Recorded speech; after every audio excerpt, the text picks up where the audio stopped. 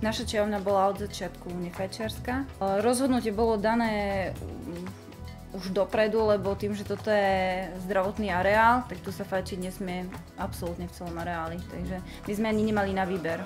Výhoda toho, že tu nemáme vodné fajky, je hlavne to, že je toto malý priestor. Pri 2-3 fajkách by to tu bolo kompletne zadýmené.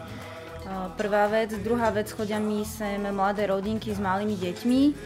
Čajovňa, kde sa podávajú vodné fajky, nie je vhodné prostredie pre deti malé s rodinami. Tým, že ja som do čajovne už išla s tým, že tu vodné fajky nebudeme mať, tak som rozmýšľala, hľadala som rôzny sortiment.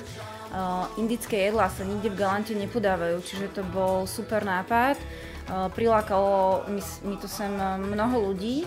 A samozrejme výhoda indických jedál je toho, že keď sa sem ľudia prídu na papá, tak si k tomu dajú kávičku, čajík. Takže to je obrovské plus. Inak by sa možno tí ľudia nedošli. Chodí mi sem kopec ľudí len kvôli tomu, že sa napapajú.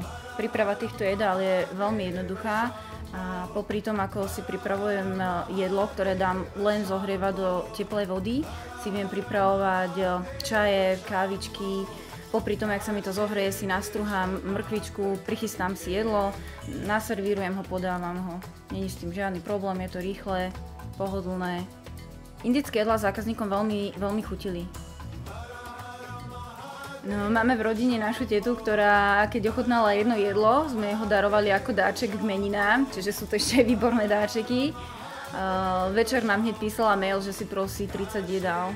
Je sama, nechce sa jej variť, má to veľmi pohodlné, chutné, takže kúpujú si to ľudia aj domov.